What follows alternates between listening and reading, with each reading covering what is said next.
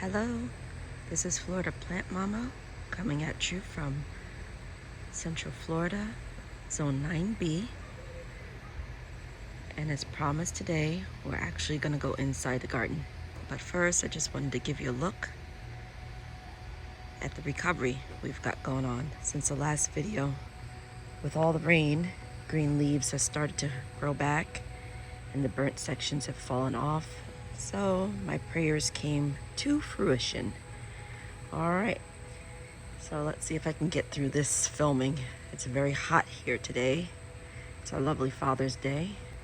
So I figured I'd take the time to share with you the inside of the garden as promised.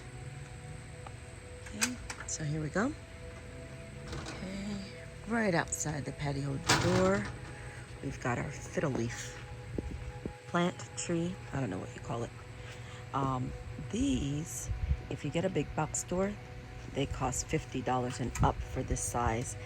I was able to find them when they were much smaller about a year ago at a place in Oviedo called Do It Yourself. Yeah, it's a garden center, basically supply store that allows you to get your own equipment and your own fertilizer and your own pesticides to take care of your lawn yourself. And they have some house plants and flowers and certain plants for nominal fee compared to the big box stores.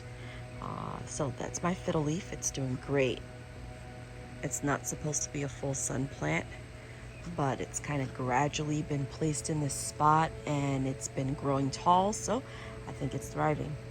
I've also got some cranberry hibiscus down there, and then my favorite flower, which is the gomphrena. I've got a bunch of different varieties of these gomphrena growing in the yard. More asparagus fern, buttercup. The flowers were open this morning, but it's kind of hot, so they all closed. I got a sweet bay tree. I thought I was buying a bay laurel when I bought this tree. I wanted the bay leaves, but this is not the bay leaf tree. This is a bay rum tree, but it is wonderful for making teas.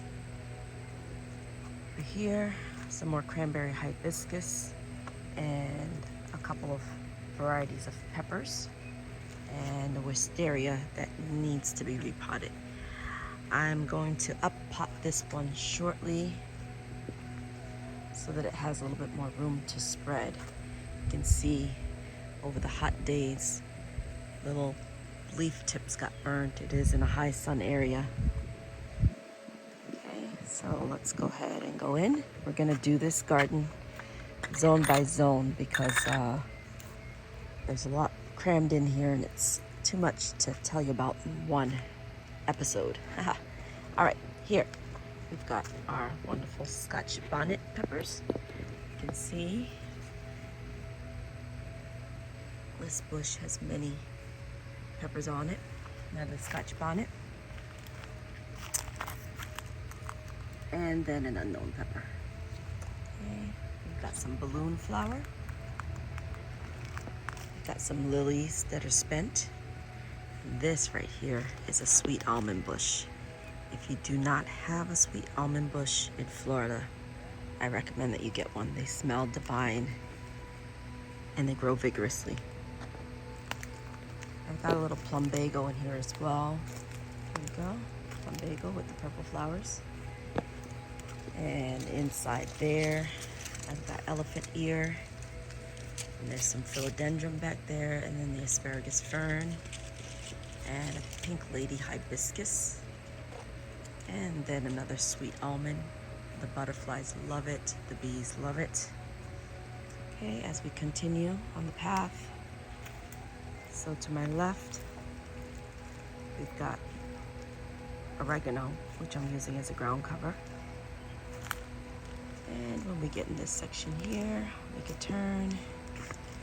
We've got a cabbage plant that I am surprised is still trying to grow there.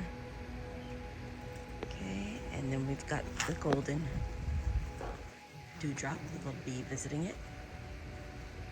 I love that flower. It cascades so nicely and the bees love it. Okay, We've got a huge elephant ear here. And as I go into the melee down here, we've got some blue-eyed grass. It's too hot right now for the little blue flowers. We've got some red salvia. We got some frog fruit and some walking onions down here by the dog. Gerbera, I think is how to pronounce the name of this flower. And some milkweed, volunteer milkweed. And then we have a lovely mango tree. I believe that's my Cari mango. It used to have blooms on it, but it decided to bloom right before the cold snap, so the blooms fell off. Pardon the dog. He thinks he's a tough guy, protecting the garden. Then I've got some more peppers back here. So she's doing peppers in bags. Big Jim peppers in bags. Cubanelle peppers behind this aloe. Got a nice couple there. Let's see if I can get them in the camera. There we go. My aloe, which is probably about 3 or 4 years old. Some red dianthus. I love that flower as well. It's very prolific. Yeah, I got some blue salvia here and some porterweed. This porterweed is doing fantastically. Gotta figure out how to use this porterweed medicinally. A little volunteer cranberry hibiscus. And look back there, we've got the aster. Oh, it's beautiful. Lovely longan. Nothing going on with it this year. Last year we had fruit.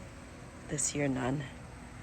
As I continue in this zone 1 section, we've got the daughter of the aloe that I showed you earlier, some comfrey, a little coreopsis, a Suriname cherry tree, a mango tree that's got lots of new growth on it.